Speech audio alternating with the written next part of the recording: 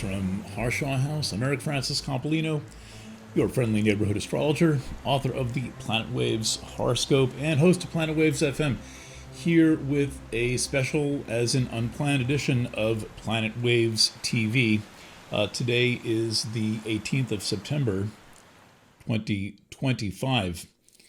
We have been working on the Charlie Kirk situation.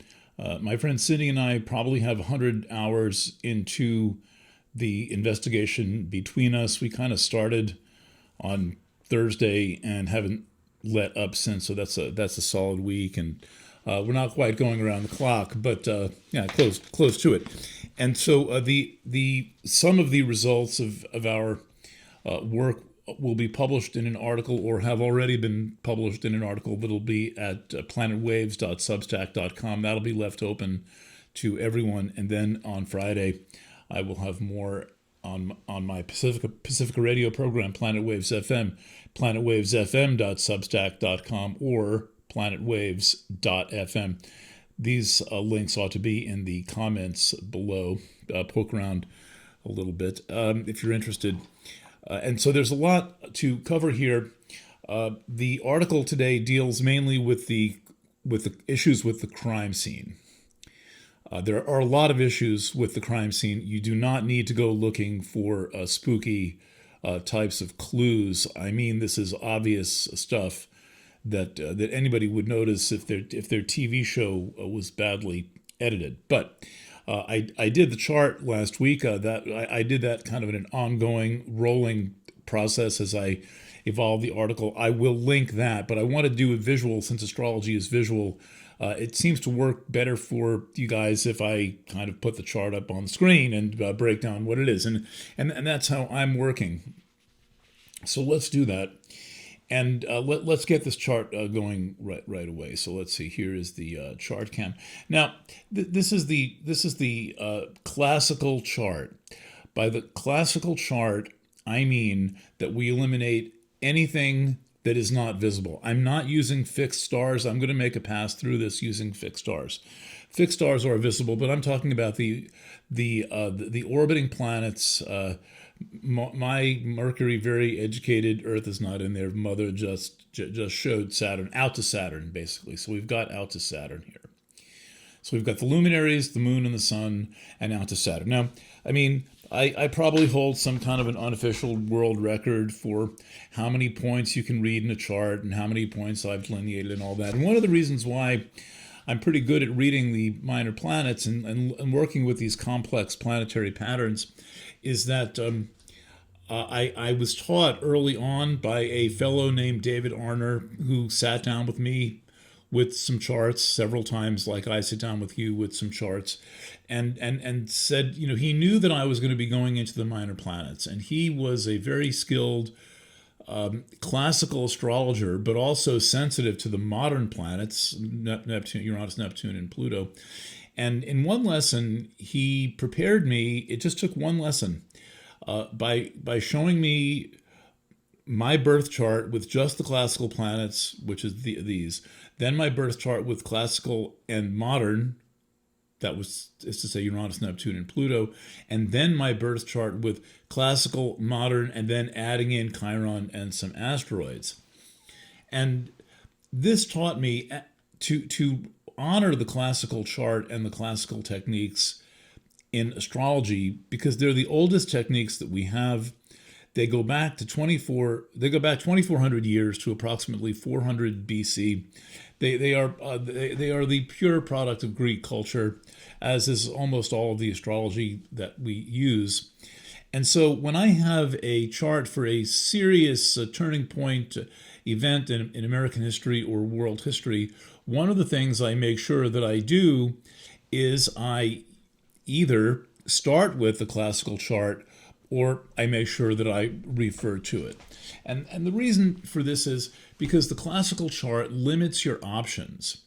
It makes all the ancient rulerships be the main tool that you're working with. There's no Uranus rules Aquarius or Pluto rules Scorpio. You skip all of that ambiguity. And you're stuck basically in what's called the table of essential dignities. Now, I don't have that prepared. I could have printed it. But there's a set of basic rules. It fits on one little thing that could fit on an index card. And so when you're working with the essential dignities, your options are limited. And when you're working within the rules of horary astrology, your options are limited, and you can't make sweeping general statements. You have to be able to indicate what the planet actually represents, instead of doing a kind of a general kind of natal reading. Oh, well, you've got Neptune in the sixth house. That means you like to do inspired work. I mean, it's not, you can't do that when you're looking at a chart where you actually want to get useful information. So hence I use this chart. Also, one brief note about the way that I integrate astrology and investigative reporting. I never allow astrology to prove anything. Astrology is always an interpretation. These positions, in effect, could mean anything to anyone. This is why it's so important to use the rules of horary astrology so that you can make your case within a set of parameters, like the rules of golf or the rules of baseball or the rules of chess. And it is a kind of a game. But what this does is it disciplines you, and it prevents you from making statements like, oh, Uranus is in the seventh, that means there was a shooter. No. So let's go through this chart following basic rulerships. And rulership also means the assignment of matters to a house, and then the assignment of the ruler of that house to the interpretation. Also, one other thing, this does appear to be the 10th house by quadrant houses. But even though I leave in the quadrant houses, I use whole sign houses, which means that all of Leo is going to be house 10, and all of Aquarius is going to be house 4. And this should maybe be a little bit closer. And then we see what result we get. So, even people I talk to a lot about astrology forget that I have used whole sign houses for many, many, many years. And the reason, there's a lot of reasons for this. I'd rather not get sidetracked on this, but follow along and see if this makes any sense. So the Charlie Kirk incident, I'm no longer calling it the killing of Charlie Kirk. It's now been downgraded to the chart of an incident, but we were told this was the chart of an assassination with a high-powered rifle in a public place. A public person getting killed with a high-powered rifle in a public place. We should be able to see something like that in the chart. I mean, just for example, perhaps not a good one because it was so kind of obvious. In the September 11th chart, if you watch that video, there's a winged object rising. That's Mercury. There are airplanes in that chart, and then we have Saturn in Gemini. Saturn structure, Gemini, twins, twin towers. You get some picture, and there's a connection between Mercury and the twin towers, meaning that the flying thing connected with the twin towers. And I've done thousands and thousands of these charts, and mainly meaning for news events and also for personal events. And the first thing that I do, and I could attribute all the people who helped me learn all this stuff, but the first thing I do is I give the chart a kind of a sniff test and say, does this chart in any way vaguely match the thing that it's supposed to be about? Right? Does it show it in any way? What about this chart connects with the incident that we're saying that it was? And so in horary, Libra is the 12th house is the house of the secret enemy. So it's convenient that Libra comes up on the quadrant 12th, and it's also part of the whole sign 12, Libra, because the ascendant is Scorpio, and then the 12th place will be Libra. And the ruler of Libra is Venus. And so let's move. This should actually be like this. So Venus is the ruler of the 12th house, because Venus rules Libra. So the 12th house sends Venus out, and she lands in the 10th place. That's the place of government. There's also a house for the open enemy. The open enemy is represented by the 7th house. That also has a Venus-ruled sign on it. That would be Taurus. Oh, so Venus is also the representative of the house of the open enemy as well as the secret enemy. So right away, this chart is extremely perplexing. There are no women protagonists in the story, or so we don't think. And also, regardless of what the planet is, it happens to be the ruler of the 12th and the ruler of the 7th landing in the whole sign 10th place. This is about the government in some way. I'm not saying that because I'm a conspiracy theorist. I'm saying it because I studied classical astrology, and the 10th place is about the government. But it's curious. How can Venus and Leo be the secret enemy and the open enemy, presumably meaning the person who shot Charlie Kirk? It does not make any sense. But let's keep going on the long list of things that don't make sense about this chart. Now, another thing you check is in a chart of a dead person, you want to look at the ruler of the 8th. And so the 8th passes the quadrant 8th happens to intersect with Gemini, but Gemini is the whole sign 8th, and it kind of goes like this. There's your 8th. That's Gemini. Very nice. The ruler of Gemini is Mercury. So our presumably dead person is represented by Mercury. And the way we're told that the dead person got dead is they were shot by the secret enemy. So what is the relationship between the secret enemy and the dead person? Well, not much of one. There's no aspect. They're like 26 degrees apart. They're both out in public. We have the planet representing all forms of the enemy, the terrorist, the sniper, whatever, in plain sight, and we have the dead person in plain sight. They're not retrograde. There's no aspects being made to them. There's no connection between these two. You would expect to see a connection between the assassin and the assassee. Is that a word? There would be a line. If there were a conspiracy, the chart would look conspiratorial. This is not about forcing an interpretation on the chart. This is about how you tell you've got a chart that's called radical, that it addresses the matter about which you're speaking. And as far as I can tell, no matter how I read this chart, I don't see a picture of the event. There's nothing with a gun pointed at the dead guy. Venus and Leo is not a very compelling picture of an open enemy or a secret enemy.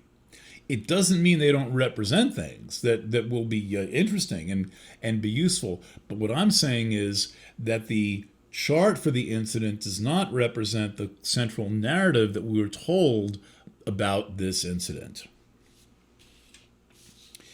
Now, we could keep going. The question itself is ruled by the ruler of the ascendant. This can also represent the subject of the question. That, for example, could be Charlie. But we've got Charlie in Libra in the 12th house.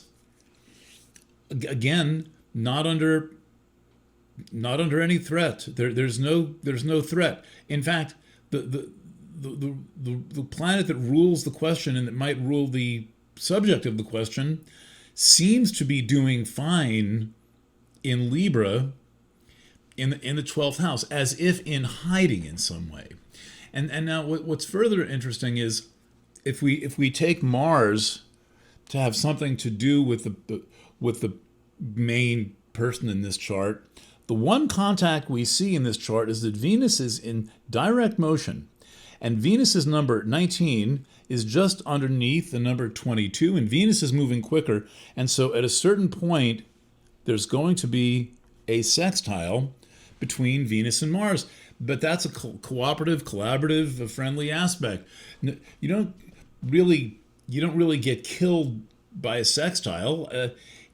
You would expect to be killed by an opposition or by a square, or there's other aspects in that group. And so what we see is somehow there's some kind of a secret operative represented by Venus who actually just meets back up with the subject of the question. This is not the chart of an assassination, but it is timed. It's in the day, time, and place of an assassination. What's going on here? What's going on? So this doesn't prove anything, but this is why my friend Cindy and I spent 100 hours going through. Most of it was her. She would just send me stuff, and I would just keep watching it and try to keep track of it. When we add in the modern planets into the Charlie Kirk incident chart, we find out something. I forgot to mention, the moon is void of course in this chart. If it's a horary chart, if it's a chart for a question or like will you marry rich or something, when the moon is void of course, you're supposed to just shred the chart. And the question, you don't answer the question. It's a stricture against judgment. But when we've got an incident, we're stuck reading the chart because it's the only chart we have. But we have to note that the moon is void of course, and that says things like you can't do anything about it. Nothing important will come of it, or the moon is basically done. In these charts, the thing you're reading is the story of the moon through one sign, and then the inning is over. So here we pick up the story at the end of the inning. This is the end of something, the beginning of something new. We don't know what. But when you cast in the additional planets, and you look, you see there's planets right nearby the moon, and those planets are the conjunction of Chiron and Eris. This is a very rare conjunction. It last happened in Aries in 1971, 1972. And that was a very distinct time in history. It was kind of a second 60s in 71 and 72. It was warming up in 70 during the Kent State incident, for example. It was warming up in 69 for the Woodstock Festival and all that happened in 69. So it's even closer in 1970. And then it's exact in 71 and 72. And there's a lot of upheaval in this aspect. And it's been the focus of my work for the past couple of years. And I've had to explain it no fewer than hundreds of times to be able to suss it out. I mean, that's pretty much my method.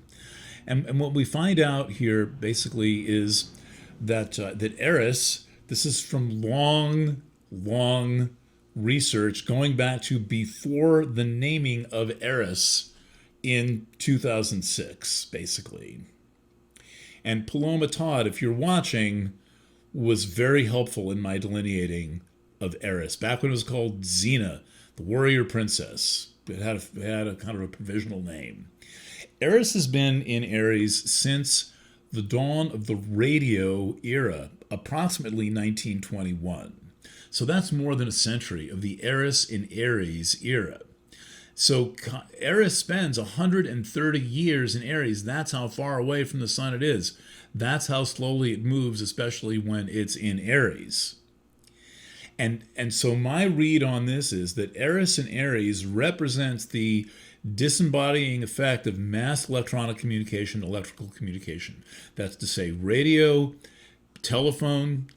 Telephone came before, but let's say radio, television, digital, high-definition television, the merging of digital and television, and then into the AI era. And so the AI era is busting out during the Chiron-Eris conjunction.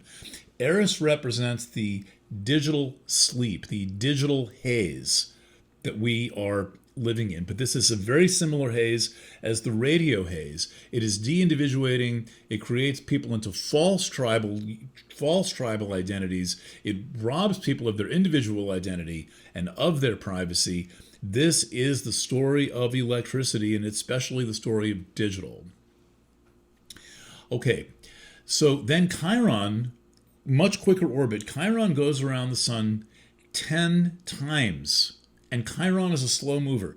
Chiron goes around the sun 10 times, actually 11, for every time that Eris goes around once. One has a 51-year orbit, one has a 554-year orbit.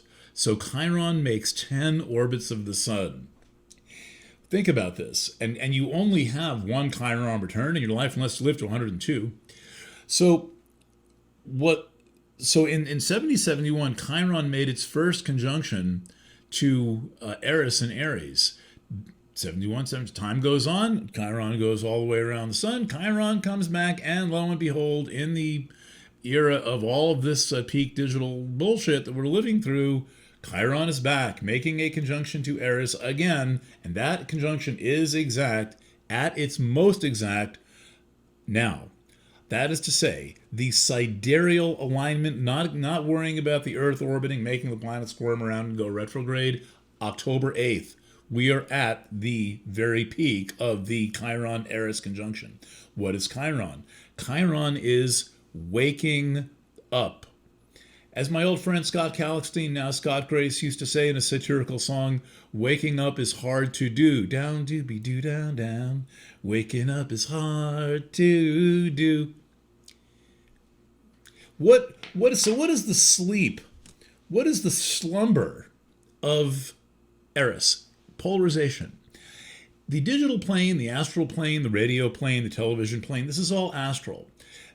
Astral, those who study the planes of existence, maybe esoteric studies in some way, the astral plane is demarcated by its extreme polarization. That's the digital plane. Everybody's got to pick sides. Everybody's got to be on a certain team. The teams are swarming all over the place.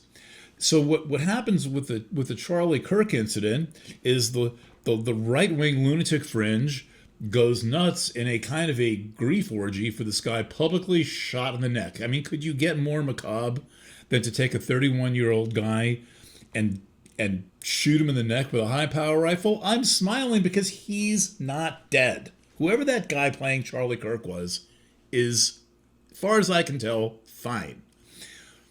And we're going to see this in the funeral service chart in a second. The moon in this chart is recently conjunct the Chiron-Eris conjunction. Now, that is in the past because the moon has already gone over it. But there is no denying that the moon is pointing to the Chiron-Eris conjunction, saying, well, that was the thing that you were looking for. That was the thing you had on your mind. So there's the moon right there, Chiron-Eris conjunction right there, circle in the green. I'm out of hands here. So keep that in mind.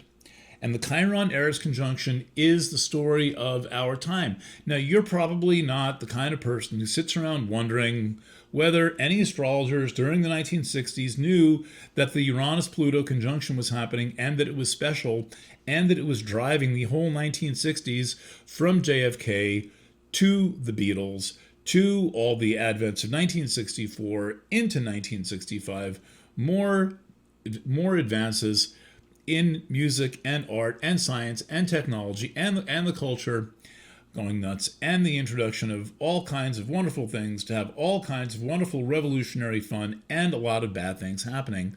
And I often wonder, were astrologers in the 1960s savvy to the fact that they were living through this major conjunction of Uranus and Pluto that only happens like every 130 years? I don't think so.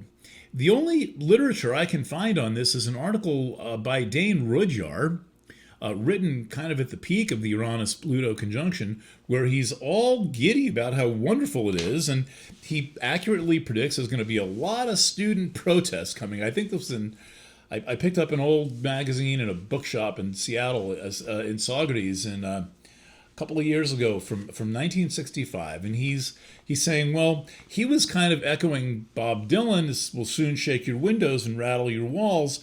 But he accurately predicted campus uprisings, which were definitely happening, even in '64, the free speech movement at the University of California, Berkeley. But he was very giddy and gleeful about it, and I think a little too optimistic and not balanced enough. But at least he commented on the fact that it was happening. I cannot find, and look, the astrological literature is not indexed properly. It's not. I bet if I went to Rick Levine's house in Washington State, in Redmond, I could get a motel nearby and sit there every day for 2 hours and read through the shit. I might find something. But that, you got to go to somebody's house. That's not like being able to just go to the library, look it up on the internet. I propose that the astrology culture of the 1960s was not aware that the Uranus-Pluto conjunction was so important, nor that it had such an incredible history of revolution. But today we can know that an equivalent conjunction, the Chiron-Eris conjunction, Eris wasn't even discovered back in the 60s. The Chiron-Eris conjunction is crucial. At the last one, no one even knew Eris existed in 70-71, not for Woodstock, not for Kent State, not for the second Nixon election, not for the Watergate stuff coming out. All of that is the Chiron-Eris conjunction. Sorry. This is a big deal. And now, approximately 60-something years, 50-something years later, how many years ago was that? 70? Whatever. 71, 72 till now, however long that is, 50-odd years later, we're back and things are very intense. And the question is, why are they so effing intense? Well, pay attention. The other thing going on that I mentioned in today's article, I do some astrology in today's article, is Pluto in Aquarius is the United States Pluto return. People think the United States Pluto return is over. The United States Pluto return is not over for reasons I explained at the time. We have to read the precess chart. It was 2.5 centuries ago. And so you have to read the precess chart. You have to account for precessional movement of 1 degree every 70 years. When you move Pluto 1 degree every 70 years, we are now right in the pocket of the United States Pluto return. The first return of Pluto to its natal position since the United States was born in 1776. Well, this is all of the leaders of our country, who are basically a bunch of adolescents with atomic bombs, are just like, have you noticed this, like, fuck everything attitude? Like, who cares? All that matters is our power, our money, and our fun. That's what they're saying. They're laughing. They're laughing at the people who support them. U.S. Pluto return. All right, so one last, the so-called, I've stuck some quote marks around it. When you bring in the full complement of planets, we're back to the kite pattern, and this kite pattern is going to appear in the funeral service chart. So first, let's go to the Kirk funeral service chart. Putting the fun back in funeral. When we look at the classical planets, I don't really know how this works for you if you're working on a YouTube monitor, but I'm doing my best here to light this thing up with like a diversity of lights, including that one. All right, so first of all, we get a strikingly similar chart for the. Kirk written out of the script chart, Scorpio, we have Scorpio rising right here. And I haven't gone into this group of planets that are rising. It's very important. It's all about sex. I know this does not win me any points talking about sex, like I'm the only person who ever thinks about sex. But I'm not. But we end up with Scorpio rising in the funeral service chart, also suitable enough for a funeral. Scorpio is the sign of death and transformation. So What the first thing that we might notice is that this chart is this chart is cast at the time of a solar eclipse. This eclipse is happening. There it is. The eclipse is at about 4:30 in the afternoon. In fact, it is at 3:53 p.m. Eastern Daylight Time. So this you can see how close it is. The eclipse is just essentially 1 degree away. This is right on the heels of right on the toes of this eclipse. See how close the moon and the sun are, and then the south node of the moon is right there. That's the eclipse. And so the moon is closing in on the sun at the time of this event. That's kind of edgy to fill a football stadium. How many people sit in that thing? 60,000 people during this wildly contentious time in history, wildly polarized, contentious time in history. And they're going to have a funeral service, and J.D. Vance was one of Charlie's best friends. He was flown home on Air Force Two. He was flown from Utah to Arizona on J.D. Vance's personal Air Force jet, Air Force Two. He's going to be there. Trump has promised to be there. Well, this is, as you may know about me, I am somewhat obsessed with security planning. I would probably be a pretty good security consultant because I like it, and I think it's important to keep these people safe, even if you don't like them. That's the key. If I were working on Trump's security detail, you better believe I would want him to be safe, because that's my whole job. It's kind of my job as an astrologer, too. So what I'm suggesting here is they're going to really put Trump and Vance in the same place, along with 60,000 people and God knows who and what else, after the repeated failures of security over the past 2 years. The whole security angle on Charlie Kirk is like, there was no security at this event. None. There was not even an ambulance standing by. Now, I don't know what campus you went to, but I went to a campus where whenever there was an event, you always put the ambulance there. Why have it sit in the garage when you can just move it to the event? It's just as good there as it is anyplace else on campus, except you might need it. Nope. No security. No standby medical technician. This is why Kirk was allegedly taken to the hospital in a car. Dragged off the scene and taken to the hospital in a car. So these same people are responsible for security at the funeral service, and as my friend Primrose down in Australia said, the chart is like a lit fuse. It's like a bomb with a lit fuse, and that lit fuse is the eclipse closing in. This is ridiculous. It is ridiculous. Okay, well, but I'll stop judging it now for a second. Meanwhile, the chart is Scorpio rising. Scorpio rising goes to Mars in the last degree of Libra, with kind of it's very similar to the it's very similar to the incident chart. With Scorpio rising and Mars right there, is very similar charts. Well, who is this? This is in the last degree of Libra, way at the end of the sign. The planet takes on a new meaning. That's looking a little secret enemy-ish. Just saying. Oopsie, that's my baseball. That's a little secret enemy-ish. One last thing. The ruler of the 8th is Gemini here. Gemini on the 8th, Taurus on the 7th. The whole 7th is Taurus. The whole 8th is Gemini. That means we go to Mercury as the ruler of the dead guy at the funeral. Well, could someone maybe who knows more astrology than I do explain to me what's so dead about Mercury in Libra? It's in the 12th house, but that doesn't make you dead. It makes you missing. See, being in the 12th house is about being missing. Now, there's a lot of ways to be missing.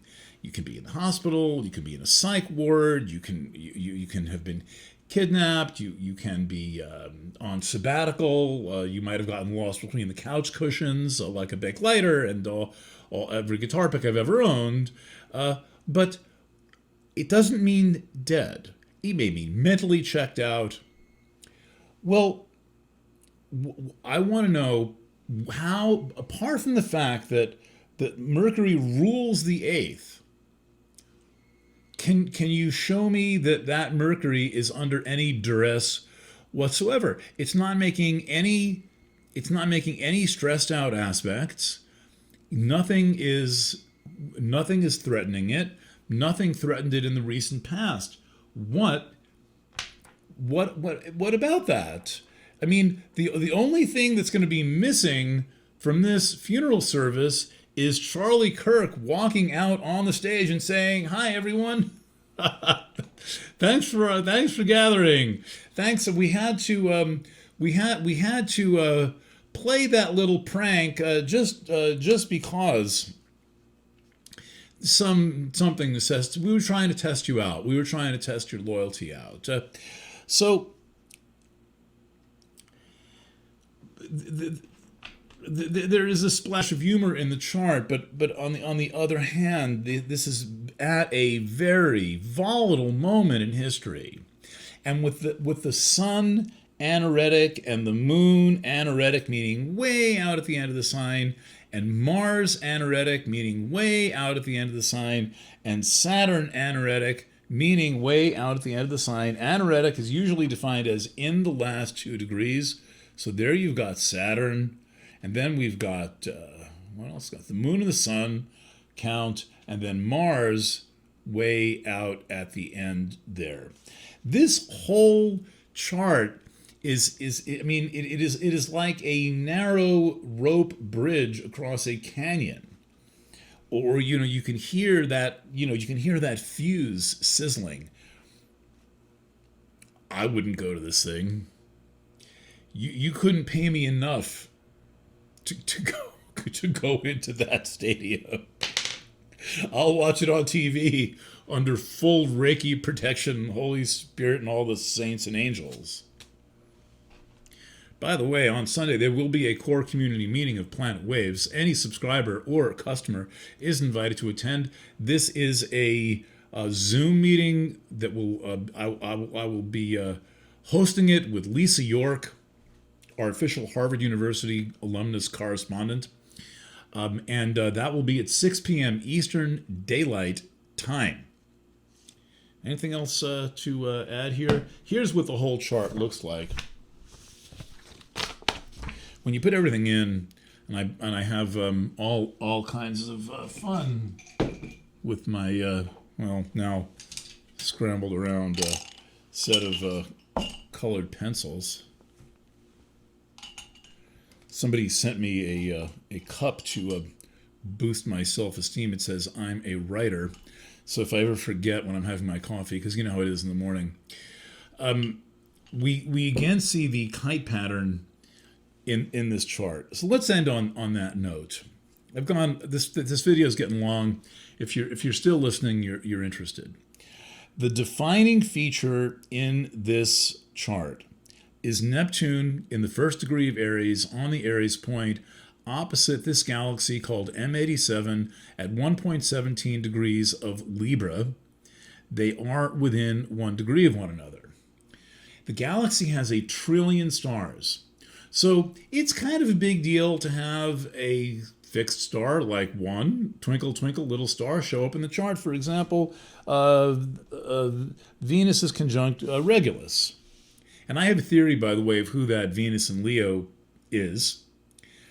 But I don't think she orchestrated everything, but I think she's an accessory to the fraud. In any event, at the funeral service, Venus shows up at the top of the chart. And now it's in Virgo and it's conjunct Regulus. That's one star. But on the Aries point via Libra, and 1.17 degrees Libra, opposite Neptune on the Aries point, there are 1 trillion stars and a black hole. I don't use a lot of deep space points. But I do use Galaxy M87, Messier 87. It is the biggest thing anywhere near us. It's in the Virgo group, and it is a massive gravitational anomaly. It is kind of running the show in our part of the universe. Well, that's pretty exciting. And the eclipse is conjunct M87. Yeah, the eclipse is in the last degree of Virgo, but it's basically about 1 degree away from M87. It's a little bit less than, I don't know. It's between 1 and 2 degrees off. That's close when you're talking about an eclipse and something like M87. So then you've got the sun and the moon and M87. That's there. You have to draw it in. It's not in any computer programs except Serenu.com. Opposite Neptune, opposite Saturn. So these purple lines show the opposition that kind of defines this chart. But then we bring in Pluto in Aquarius. And by the way, this whole scenario is so very Pluto in Aquarius. It is so very, you must polarize. And if you don't believe that, you must be crazy. Someone who thought that I was like one of the last sane people on Earth decided that I sounded like a nutcase for going over the evidence in the Kirk incident. I'm like, I do not listen. I'm only making the most rudimentary interpretations. No blood spatter, no blood. Okay, but that's another article. Then we have this grand trine going. The grand trine is M87 and the eclipse, trine Pluto and newly in Aquarius, trine Uranus newly in Gemini, with Sedna newly in Gemini, and the result is this rather glorious, long-lasting, kind of incredible kite pattern. And what this to me is saying is, really, I think what's running the show is Neptune on the Aries point, right? The intersection of the political and the individual, the intersection of the collective and the private, which is being totally breached by the boundary dissolving qualities of Neptune. There's only a camera every 10 feet or less. Powered up by M87. There's a lot of juice coming out of M87. Look it up, M87. Go look up a picture of that galaxy. It's ejecting a jet of something. A lot. Okay, there's one other thing. This is kind of like, you're never going to hear this from anybody but me or Martha Lang Westcott or, some certified Uranian astrologer. Now, I'm not a Uranian astrologer, but I am happy to say that I have let them people influence me. I don't go into the whole system, but I listen to what they say, and they always have something interesting to say. And one of the things that Martha Westcott, treehousemountain.com, pointed out to me a couple of years ago is that Neptune, see that there, Neptune, is in an aspect to this thing called Poseidon. Thing, 700-year orbit, planet without a body. Poseidon plus Neptune in a tense aspect is a propaganda waterfall. And so all the charts of our era, and especially the, Charlie Kirk funeral service and the Charlie Kirk incident, reflect the main property of our time, which is a deluge of propaganda. They're not leaving us alone, and you must know that. And if you find yourself getting polarized by this propaganda, you're just getting dragged into the astral plane drama. You're being lulled to sleep in a way that feels real awake. Oh, I'm like really concerned, and I hate him, I love him, something or other. So the new form of sleep is hyperbolic polarization. And it's a cool trick because it seems like, well, it doesn't seem very sleepy. I'm wide awake. And on that note, I leave you. Please buy something and come to our meeting. And if you can't afford to buy something, write to me, efc@planetwaves.net. I'll send you, if you write me one nice sentence, I'll send you the invitation. Again, EFC at planetwaves.net. Please buy my stuff. It's real good. It's good for these freaking crazy times. Astrology.boutique. $33 for a reading. That's pretty good. I also do private consultations where I help people work out more serious problems, career transitions, legal issues, matters of estates, and things like this. I'm a very good forensic astrologer. It is really my passion, but I'm also good at helping grown-ups find new careers in this very confused time in which we are living. I'm not really a celebrity astrologer. I'm a little too high profile and I've got too many press cards to be a celebrity astrologer. But I'll work for anybody friendly and sincere. So hit me up again, EFC at planetwaves.net. Once again, thank you for joining me. It has been a great pleasure.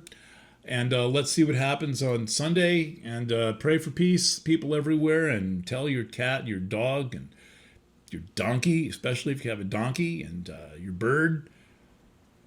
Francis sends his love. Okay. Bye for now.